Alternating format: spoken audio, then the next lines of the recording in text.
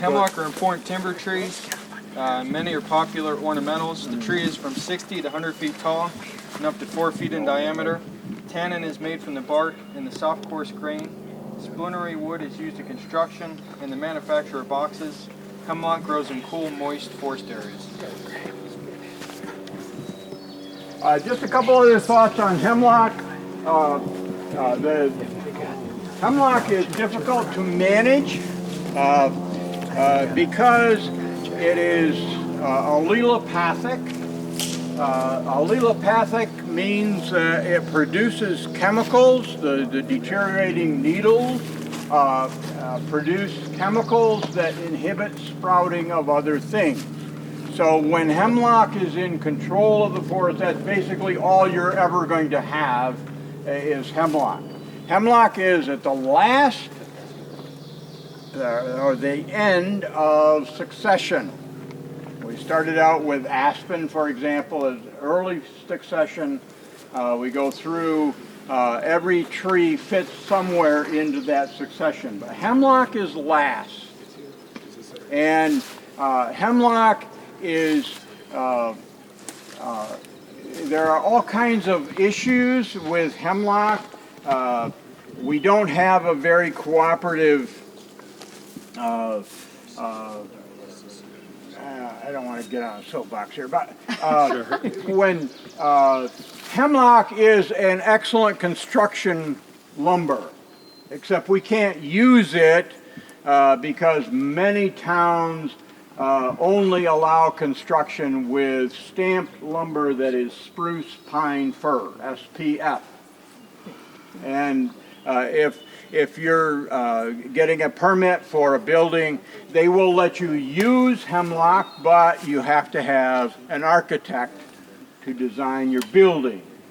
The result is that what used to be all of the barns and everything that the Amish were building, they now just go to Home Depot and get SPF stamped lumber that is not as good as the barn that they made with hemlock, but it doesn't matter, it meets the code.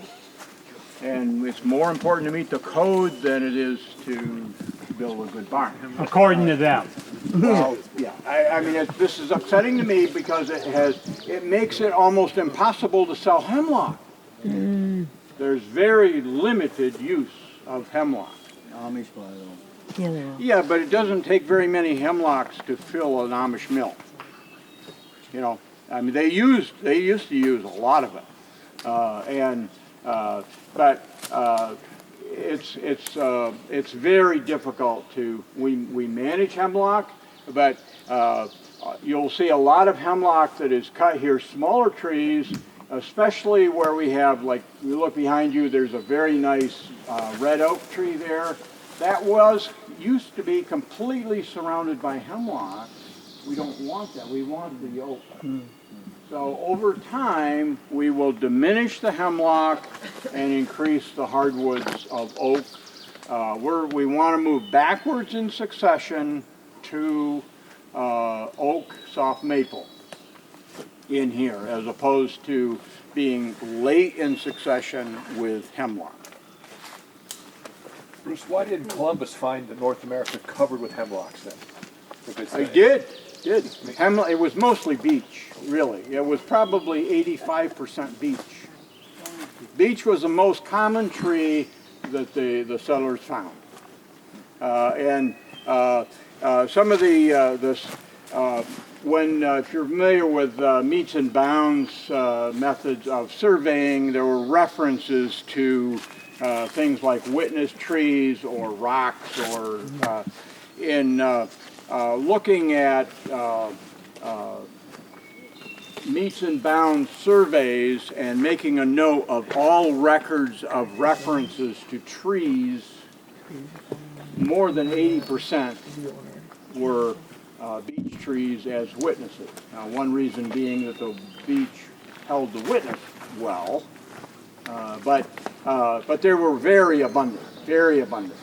The understory had to be almost all beech, because only beech and hemlock and maple and yellow birch could handle that kind of density.